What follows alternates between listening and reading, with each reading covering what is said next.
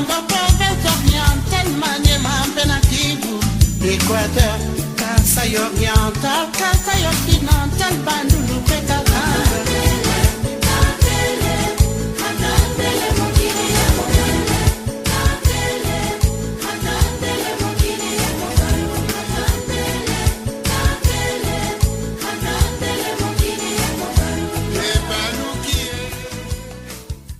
Vous êtes bel et bien sur votre web radio AB Communication. Bonjour, bonsoir, chers auditeurs. Cela dépend de l'heure à laquelle vous nous recevez ou vous nous captez. Kaiba Anita au micro. Aujourd'hui, nous allons parler développement. Dans cette tranche de développement, nous allons parler de ce grand projet de développement qui est le PDL 145 territoire. Un projet qui a été élaboré par le président Félix Antoine Tshisekedi dans le but de combattre la pauvreté et les inégalités sociales dans certains territoires de notre pays qui est la RD Congo. Et pour en parler, nous recevons aujourd'hui pour vous un expert en politique publique qui est Monsieur Placide Boulaïmou, à qui nous donnons l'occasion de se présenter. Bonjour messieurs. Bonjour Madame Anita. Avant tout, je voudrais vous remercier et par votre personne, remercier votre organe de presse pour l'invitation à me joindre à vous à l'occasion de cette émission.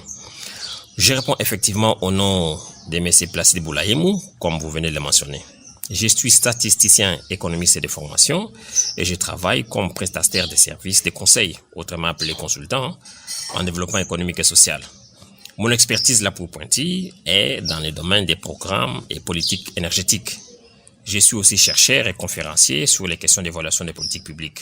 J'aimerais enfin mentionner, si vous me le permettez madame, qu'il y a 2 ans, j'ai publié aux éditions du Pangolin à Bruxelles un livre intitulé « Évaluation de l'impact socio-économique des projets d'électrification ». Dans ce livre, j'ai abordé la problématique de l'évaluation des impacts des programmes d'électrification et proposé des outils opérationnels permettant aux praticiens de l'évaluation de contourner les multiples écueils qui jalonnent la démarche évaluative. Voici en quelques mots comment je me présente. Nous vous recevons pour parler du PDL 145 territoire. Ma première question à votre endroit est celle de savoir pourquoi pensez-vous que nous devrions parler de ces programmes dans le cadre d'une radio comme la nôtre? Madame, il m'arrive très souvent de suivre des radios périphériques et les chaînes de télévision locales et à chaque fois qu'on y aborde, sous quelque angle que ce soit, le PDL 145 territoire, je constate que ce programme est présenté uniquement comme un programme de construction d'infrastructures, ce qui à mon avis est réducteur et mérite d'être corrigé dans le cadre d'une telle émission. Ici, le PDL 145 n'est pas uniquement un programme de construction d'infrastructures comme vous le prétendez. Alors, dites-nous en quoi consiste ces PDL 145 territoires. Madame, moi qui vous parle, j'ai toujours plaidé pour l'élaboration des théories qui tentent d'expliquer les inégalités de développement entre territoires de la RDC et qui proposent des voies qui favoriseraient le développement des espaces excentriques ou marginalisés comme sont les milieux ruraux. Le PDL 145 territoires, je constate,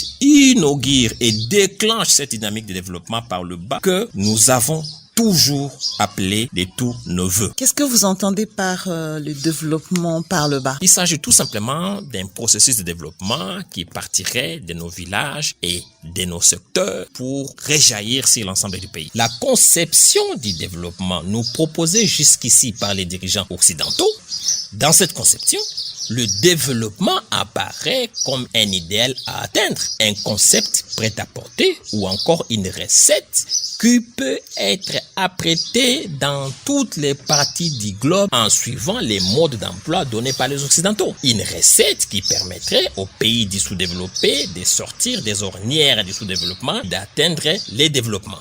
À côté d'une telle vision, que je ne partage pas, il y a aussi la vision territoriale du développement développée par les chefs de l'État dans le cadre du PDL 145 territoires. Cette nouvelle vision a fait son apparition peu à peu avec la prise de conscience de l'inégalité de la diffusion du développement dans l'espace territorial que constituent les 145 territoires de la RDC. Autrement dit, le chef de l'État s'est aperçu que les territoires de la RDC ne se développent pas tous de la même façon et que certains territoires demeureront toujours en dehors du rayonnement du développement si nous n'y prêtons pas garde. Madame, l'émergence de cette vision territoriale du développement prônée dans le cadre du PDL 145 territoires constitue pour nous, les théoriciens du développement, l'avènement d'un nouveau paradigme de développement que moi j'appelle paradigme PDL, c'est-à-dire le paradigme paradigme de développement par le bas, par opposition à celui du développement fonctionnel ou du développement par le haut. La deuxième composante, quant à elle, vise l'amélioration de la productivité, l'augmentation des revenus des ménages et la sécurité alimentaire. Cette composante va tout naturellement se focaliser sur l'appui au développement des activités de production en vue de mettre en place les conditions nécessaires pour la relance des économies locales. Et cette relance des économies locales va essentiellement consister à la relance de la production locale, l'artisanat, le petit commerce et arts et métiers. Effectivement, il y a aussi la relance de la production agricole locale. La mukana pongyo yokola la mokili ekokende pango la mukana pongye tangwangoyo aye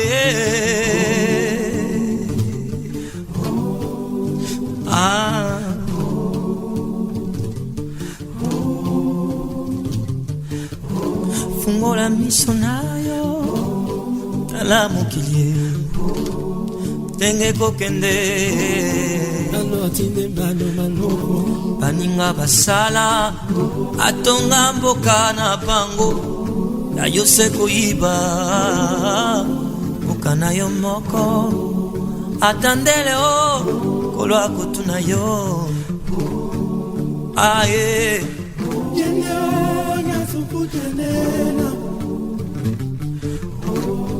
batukunde na banana ngo tangwa ngoyo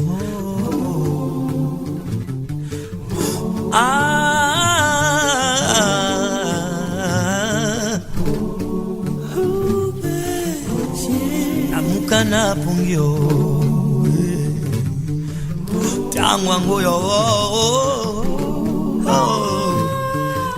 tangwa ngoyo yangoyo fungola miso nayo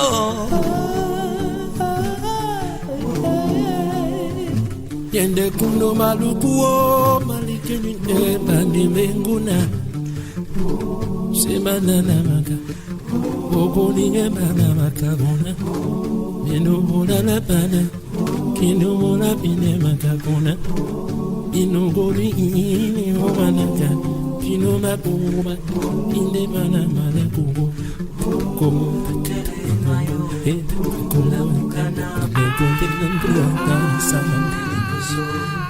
oh nasimala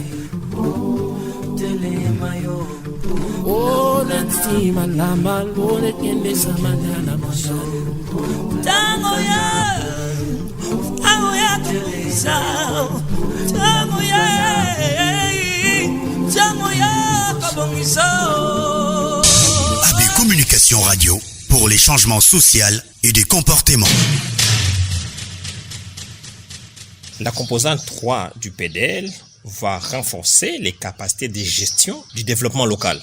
Elle va de ce fait développer les capacités techniques et organisationnelles des territoires pour une bonne gestion du développement local. Cette composante vise à terme l'autonomisation des communautés locales devenues capables de produire des services de qualité en milieu rural.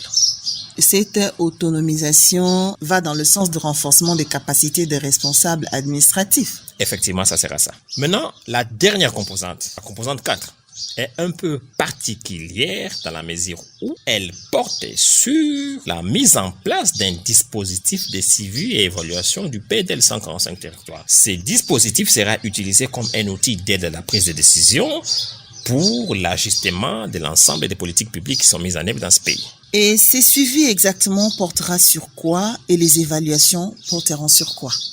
Le suivi portera essentiellement sur la mise en œuvre effective des activités. Le suivi permettra de s'assurer que les infrastructures sont effectivement délivrées et que le plan de mise en œuvre est respecté. Les évaluations, quant à elles, viendront pour s'assurer, pour mesurer les impacts de ces infrastructures, les impacts de ces projets dans son ensemble sur l'amélioration de la qualité de vie des populations en milieu rural. C'est un bon volet, hein? C'est évidemment pour ne pas tomber dans le travers du passé où l'on débite un projet sans qu'il arrive à terme. Effectivement. Monsieur Placide Boulaïmou, nous savons tous que l'argent est le nerf de la guerre. Nous sommes tous curieux de savoir comment le gouvernement va-t-il s'y prendre pour financer ces grands projets PDL 145 territoires.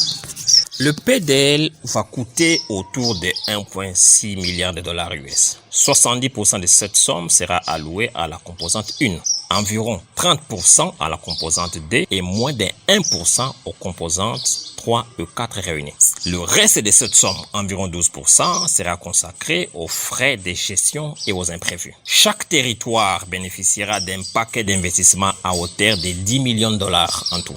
Je sais que ces financements étaient répartis sur 3 exercices budgétaires à raison de 300 millions de dollars pour l'exercice budgétaire 2021, 700 millions de dollars pour l'exercice 21-2022 et le reste, soit 600 millions de dollars pour l'exercice 21, l'exercice budgétaire, je voulais dire, 2023. Mais je ne sais pas ce qu'il en est exactement de la mobilisation effective de ces ressources. Je sais que le ministre des Finances devrait ouvrir des comptes spéciaux dans des banques commerciales en faveur des agences d'exécution et de la coordination nationale du PDL 145 territoires. Sur ces points, je peux confirmer que ces comptes ont été effectivement ouverts. Dans le cadre de chacune de ces 4 composantes, une multitude des activités seront réalisées. Pouvez-vous nous citer certains nombres d'activités? Oui, madame. Effectivement, beaucoup des activités seront réalisées dans le cadre de chacune de ces 4 composantes. Il serait tout de même illusoire pour qui que ce soit de caresser les rêves de citer toutes ces activités dans le cadre d'une seule émission. De mémoire, je vais en citer quelques-unes, dont 38 000 km de routes et 12 000 écoles qui sont réalisées dans le cadre de ces projets. Dans le cadre de la composante 2 du PDL 145 territoires, nous pouvons épingler le fait que 500 000 producteurs locaux seront structurés et professionnalisés par filière à raison de 4 filières par territoire. Évidemment que nous pourrons y revenir dans un prochain numéro pour avoir plus de détails. Monsieur Placide Boulaïmou, parlons concrètement de ces PDL 145 territoires. Qu'est-ce qu'il y a dans ces programmes qui, selon vous, déclencherait cette nouvelle dynamique, la dynamique de développement par le bas, comme vous l'avez dit tout à l'heure? Madame, comprendre ces programmes, la meilleure façon de s'y prendre, c'est de l'aborder volet par volet. PDL 145 territoires comporte 4 volets qu'on appelle composantes. Le but de la première composante est le désenclavement des territoires et l'amélioration des conditions de vie des populations. Cette composante va mettre à disposition des populations des infrastructures et services socio-économiques de base, parmi lesquels nous avons des routes et des sites agricoles, des micro-centrales photovoltaïques, des lampadaires solaires pour l'éclairage public, des forages et mini-réseaux de distribution d'eau par bornes et fontaines aménagées, des écoles, des centres de santé, des marchés, des bâtiments administratifs et des logements pour les staffs dirigeants des territoires. À vous entendre parler, au travers ces projets de développement, on ne saura plus reconnaître où sont les villes, où sont les territoires. Hein? Effectivement, madame. Pouvez-vous nous en dire davantage sur les agences d'exécution? Il s'agit premièrement du PNUD, Programme national pour le développement, du BSECO et de la cellule d'exécution des financements en faveur des États fragiles relevant du ministère des Finances. Chaque agence est en charge d'un certain nombre de provinces. Parce que dans le cadre de ces projets, le PDL 145 territoires, le pays a été divisé en 3 parties et chacune de ces 3 parties a été confiée à une agence. Et comment travailleront ces agences? Les agences travailleront avec les entreprises prestataires de services pour, par exemple, construire une école. Des appels d'offres seront lancés et les entreprises seront recrutées pour construire et livrer ces écoles qui seront ensuite mises à la disposition de la population. Revenons au financement du PDL 145 territoires. Comment le gouvernement va-t-il s'y prendre? Pour ce qui concerne les financements du PDL, la RDC a la latitude entre plusieurs options de financement, madame. Au premier rang desquelles, il y a la Banque mondiale, au travers de son guichet État fragile, ce qu'on appelle communément les DTS, et la Banque africaine du développement au travers de son guichet pays post-conflit. Il y a aussi les opportunités de mobilisation des ressources dans le cadre de l'agenda 2030 des Nations Unies et des objectifs de développement durable, les ODD. Une dernière option serait l'endettement. Vous n'êtes pas sans savoir, madame, que la RDC peut aussi profiter de sa grande marge d'endettement, étant donné que notre dette publique se situerait autour des 17% du PIB. Selon vous, qu'est-ce qui pourrait mettre en péril la mise en œuvre de cet ambitieux programme? Madame, beaucoup de facteurs sont susceptibles de compromettre la mise en œuvre de ce programme. Ces facteurs sont tous indiqués dans les documents stratégiques du PDL et ils sont nombreux. Je note qu'une insuffisante mobilisation des ressources est le premier de ces facteurs. Comme vous l'avez vous-même dit, l'argent est le nerf de la guerre. Il y a aussi la résurgence des conflits armés. Ceux qui nous font la guerre, en plus de leur visée hégémonique et expansionniste, visent aussi à compromettre les efforts des chefs de l'État pour le développement de la RDC. En parlant de conflits armés, nous savons tous que certains territoires sont occupés par la milice M23. On se demande bien comment sera la mise en œuvre de ces grands projets PDL 145 territoires dans ces territoires occupés par cette milice. Et nous y reviendrons prochainement pour en discuter et avoir plus d'éclaircissements. Dites-nous, Monsieur Placide, que pensez-vous de l'appropriation de ces projets par la population? Madame, l'appropriation des projets, quels qu'ils soient, est fondamentale pour espérer avoir des résultats durables. Je signale que dans la structuration de ces PDL 145 territoires, il a été pris en compte la nécessité d'impliquer la population pour que cette dernière s'approprie ces projets. Et aussi, il convient de signaler que ces projets sont financés par l'État congolais. Donc, les infrastructures qui seront construites ou les activités qui seront réalisées dans le cadre de ces projets sont des activités financées par l'argent de la population, par l'argent du peuple, par l'argent du Congolais. Donc, il appartient à tout Congolais de comprendre que ces projets lui appartiennent parce que c'est lui qui les finance. Donc, il a l'obligation de s'approprier de ces projets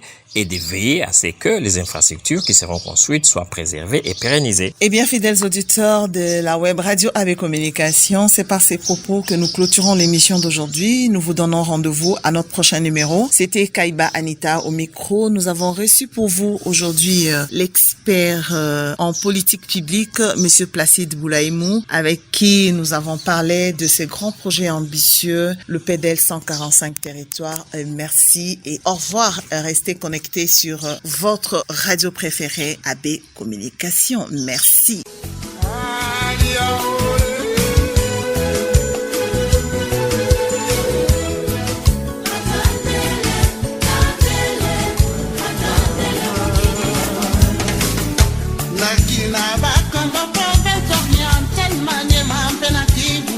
Équateur, Kasaï oriental, Kasaï occidental, Bandundu,